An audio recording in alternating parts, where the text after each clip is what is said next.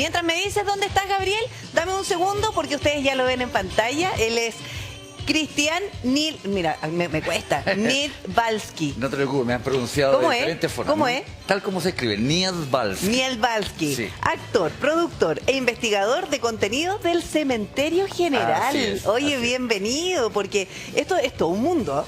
La verdad es que hay una ruta turística que es bien interesante en el Cementerio General. Sí, la verdad es que me he dedicado a rescatar lugares donde hay mucha memoria y que muchos de estos lugares a veces corren peligro del olvido porque la gente deja de ir o van en los momentos puntuales, que es cuando van a sepultar a alguien.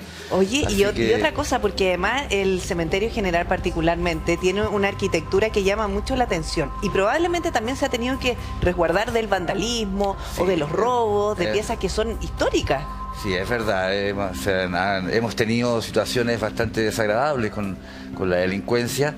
Y bueno, se han instalado una cantidad enorme de cámaras, se han aumentado la dotación de guardias, se ha hecho muchas cosas por evitarlo. Evidentemente que nunca se puede llegar al 100%, pero sí hemos disminuido por lo menos el robo de obras de arte. Nos quedan otros pequeños delitos que ir superando, pero estamos trabajando en eso, como dice la famosa frase. ¿Es un patrimonio que tenemos en nuestro país el Cementerio General? Es un patrimonio absolutamente, porque ahí están prácticamente, o casi todos, excepto 5 gobernantes de Chile, están artistas, personajes de la literatura, de todo el ámbito social, económico y político, así que caminar por el cementerio es como transitar por la historia de Chile. Sí, oye, Cristian, cuando yo me imagino que para ti también ha sido muy interesante incluso trabajar ahí, pero ¿cuáles son los lugares que deberían llamarnos a nosotros más la atención si visitamos el Cementerio General, precisamente para visitar estos lugares que no podemos olvidar?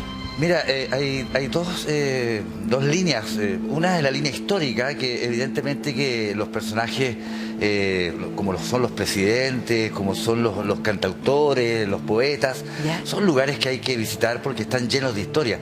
Hay muchas obras de arte también maravillosas, pero también tenemos por otro lado el consuelo de la fe. Esto es bien importante porque escuchaba a la invitada anterior y evidentemente cuando uno trata de superar un problema tan triste como es la pérdida de un ser querido o un problema que está enfrentando en la vida, a veces uno recurre a la fe. Y a veces uno siente que los santos o Dios puede estar muy lejos de uno, entonces uno busca un intermediario. Y ese intermediario muchas veces tiene que ser alguien muy parecido a uno, que entienda los problemas de uno, que entienda la visión de la vida del punto de vista de uno. Y ahí encuentra el consuelo de las animitas. Y se produce este fenómeno maravilloso que es el efecto de la fe, que en psicología lo podemos llamar la profecía autocumplida o los poderes de la mente. Ya, hablemos por ejemplo de una de las animitas que está en el Cementerio General, Carmencita. Carmencita, mira, Carmencita, se dice muchas cosas. La gente hablaba de una niña que habría sido asesinada y por eso le dejaba muchos ositos y muchas cosas que tenían relación con una niña. Creo que con el tiempo y con la difusión de estas rutas que hacemos en el cementerio, entonces hemos acercado a la gente un poco más a la verdad. ¿Cierto? Que en realidad era una mujer de 47 años que murió de un ¿Derribaron el mito? De un choque anestésico. Pero no para destruir la fe en ella, sino para acercarla más a la realidad adulta, ¿cierto? Porque hay mucha gente, esta es una de las ermitas más visitadas. Mira. Está justo en una avenida que está al medio del cementerio, que conecta con los hospitales de Recoleta, ¿cierto? Nuestro cementerio con los hospitales. Entonces mucha gente pasa por ahí y pide unos enfermos. Mira. Entonces el nivel de las peticiones ha variado y se ha ampliado. Entonces, hoy en ¿Y ahí día... ustedes por qué se dan cuenta? ¿Porque dejan alguna plaquita o por las cartas que dejan? Exactamente, por las plaquitas de agradecimiento. Y eso es muy importante, porque uno puede ver placas de peticiones, pero cuando uno ve placas de agradecimiento, entonces uno puede interpretar que efectivamente tuvo efecto en la fe que puso la gente en las animitas. Eso alimenta la fe en quienes van llegando probablemente por primera vez, a lo mejor de curiosidad. Claro, porque dicen, mira, hay muchas placas de agradecimiento, entonces debe ser milagrosa efectivamente. Ahora, Cristian, Chile es un país de animitas. O sea, desde la ruta 5, si uno la toma en Arica y llega a Puerto Montt, se va a dar cuenta que, bueno, y no solo la ruta 5, o sea, cuánto camino no hay en este país donde alguien ha perdido la vida, se levantan animitas y que despiertan verdadera devoción. Yo quería mostrar esta foto que estamos viendo acá del frontis del Cementerio General. Perdón que me haya parado, señor directora. Sí. A ver. Pero aquí, si ustedes se fijan, y tú nos puedes explicar mejor, Cristian, la arquitectura tiene un diseño y sobre todo parte ya con este monumento en recuerdo a las víctimas del incendio de la compañía en el siglo XIX, ¿no? Efectivamente. Bueno, decir que, como sabemos, antes la ciudad llegaba hasta el río Mapocho. Entonces todo el sector de allá era llamado La Chimba, que era al otro lado del río en quechua, ¿cierto? Donde dicen que Manuel Rodríguez era muy asiduo Exactamente, visitante. sí. Bueno, y Diego Portales también, porque recordemos que también se denominó como esto como el barrio sanitario. Exacto. La zona sanitaria. Entonces todos los hospitales, todo lo que tuviera algún riesgo de contagio, quedaba a este sector, incluyendo el cementerio. Ahora, se hizo paulatinamente una avenida, la Avenida La Paz, que conectaba del mundo de los vivos al mundo de los muertos. Era como el tránsito a este mundo, ¿cierto?, a esta necrópolis. Y desemboca en esta plaza, que en 1923 fue remodelado, y se instaló esta escultura. Porque tengamos en cuenta que esta escultura se hizo a raíz, 10 años después, a raíz de la tragedia del incendio de la compañía, donde murieron más de 2.000 mujeres y niños, porque era la clausura del mes de María. Estábamos hablando de una ciudad de Santiago que tenía, ¿cuántos habitantes debe haber tenido? 300.000 habitantes. Claro, o sea, fue un porcentaje que murió. Y mucha gente de fe. Entonces, la iglesia estaba llena, entonces se inflamaron los telares y eso, y las puertas, mira qué importante en términos de arquitectura y de solución a riesgos. Las puertas se abrían hacia adentro. Entonces, como la gente con el pánico la estampida, se amontonó en la puerta, y eso provocó que no se pudiera ni abrir ni de adentro ni víctima afuera. Mujer, porque usaban unos vestidos tremendos, se vestían con estos vestidos grandotes. Imagínate lo inflamable de las telas. Y el espacio, o sea. Bueno, de hecho los cuerpos no pudieron ser reconocidos, entonces fueron llevados a una gran fosa común al interior del cementerio, que está en una calle, ¿cierto?, que de una cuadra a otra era digamos, la fosa común. Y después en 1923, bueno, antes de decir que esta escultura la hizo Carrier Versaus, que fue profesor de Rodin, o sea, no es menor. Y qué importante saber eso y estos detalles que tú nos entregas, porque esta escultura fue vandalizada. Sí, hace muy poco fue vandalizada. De hecho, el cementerio tomó la providencia de resguardar los ángeles que están alrededor, porque ¿cierto?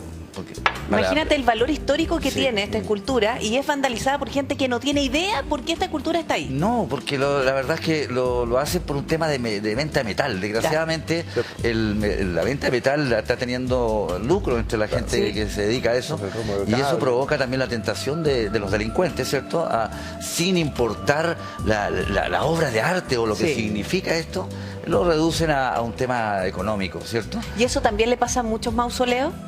Mira, afortunadamente eso lo hemos disminuido bastante. Ya lo que estamos enfrentando ahora simplemente es el tránsito, como es un lugar abierto, de delincuentes que muchas veces pueden asaltar a alguien, o el robo de manillas de bronce, que el bronce es el metal muy ahora, cotizado. Si tú tuvieras que recomendar una animita, una tumba, un lugar donde ir al cementerio general para maravillarse con, qué sé yo, la arquitectura o el personaje mismo, no sé. Mira, la verdad es que yo invitaría a la gente a transitar por el cementerio. ¿Hay visitas guiadas?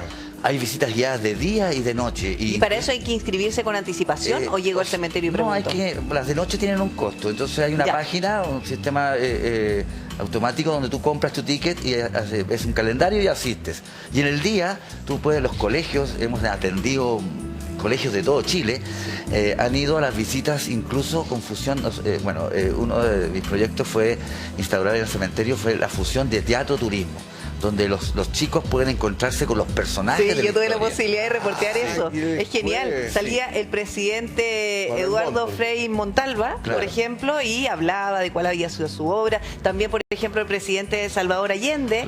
Y todos personificados. Era genial. No, y lo bueno que nosotros los chicos les mostramos diferentes visiones de la historia. Porque, por ejemplo, imagínate un encuentro entre Salvador Allende y Arturo Elefante. Se produce un debate que debe estar presente en todas las mesas y en todas las aulas, ¿cierto? Porque es la forma que se aprende de mejor manera la historia. Oye, hay otro dato que Manuel Montt y Antonio Varas, grandes amigos, colaboradores, sí. que ellos, bueno, presidente Montt, su ministro estrella, don Antonio Varas. Hay varias particularidades a lo largo de Chile respecto de ambos. Primero, Puerto Montt y Puerto Varas están a 20 kilómetros, están al ladito. Al ladito. La calle Antonio Varas con Manuel Montt son paralelas. La sala del Museo de Montt Varas también. El Montt Varas, Montt Varas. también en La Moneda. Sí. Siempre de compinches. Está ahí en la sede de la Corte Suprema, el presidente Montt sentado y su ministro parado al lado. Y además tienen la tumba al lado. Po. Exactamente, ellos decidieron construir sus tumbas al lado. Y eso no es casualidad, eso tiene que ver con una amistad y una lealtad que hubo entre ellos. Tú sabes que cuando en el gobierno de Manuel Montt, ¿cierto?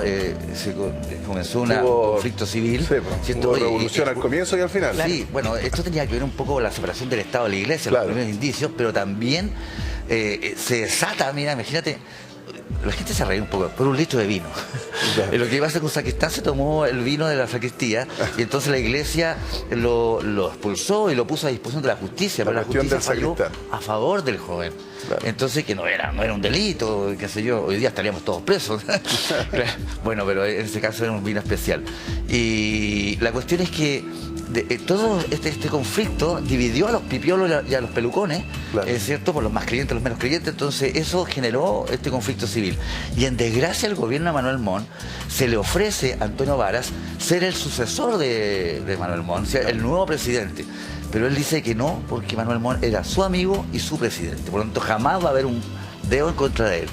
Y con esto que deciden sepultarse juntos, Sí. entonces se genera este nido de amistad y de lealtad a tal punto que la ciudadanía en el futuro lo reconoce y por eso, como bien tú dices, se ponen los puertos al lado, las calles al lado y siempre se está mencionando esta amistad.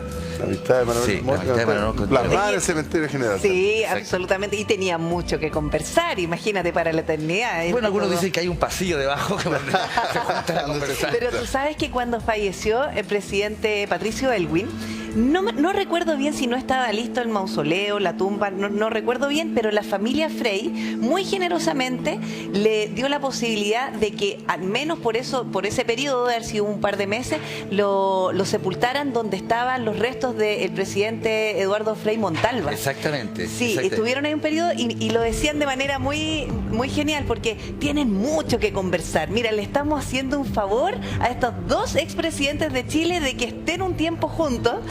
Porque definitivamente, imagínate todo lo que tenían que pelar Exactamente. y conversar. A pesar de que los dos eran demócratas cristianos, tenían sus diferencias, Sí. entonces yo creo que tenían para limar la experiencia mucho rato ahí. Eso se llama en calidad de depósito, cuando Así se alguien llama. presta su sepultura para que se sepulte a alguien que no corresponde Claro. al linaje familiar, entonces en calidad de depósito. Perdón. Y a reafirmar lo que decía ella, que efectivamente la tumba no estaba lista, se estaba construyendo la tumba de Patricio Aylwin y por eso es que se generó Sí. esta... Yo le quería preguntar, ¿cuánta población hay? Mira, voy a hacer un cálculo aproximado. Yo creo que a esta altura deben haber al menos 5 millones de habitantes o de residentes, ¿no? De residentes de residentes de la en el necrópolis. cementerio Qué general. increíble, Y solo en el cementerio lindo general. es que se contraen todos los estratos sociales, políticos, Claro. o sea, una diversidad. Tú me preguntabas por dónde caminar. Por dónde camines, bueno, evidentemente uno siempre recomienda el lado histórico, ¿cierto? Por la cantidad de arquitectura, de obras de arte, de poesía que se encuentra en los epitafios. Yo te voy a decir que yo visito los cementerios de los 12 años. Yo cuando chico sufrí bullying, entonces mi forma de protegerme era ir a lugares donde no hubiera gente. Mira. Y los cementerios para mí era un refugio y por eso es que conozco varios cementerios desde chico, los iba a transitar. Y ahora trabajando en uno. Y ahora trabajar sin saber, sin digamos, predisponerlo, Mira. llegué a trabajar a uno y estoy fascinado porque he descubierto la historia y tengo que mencionarlo.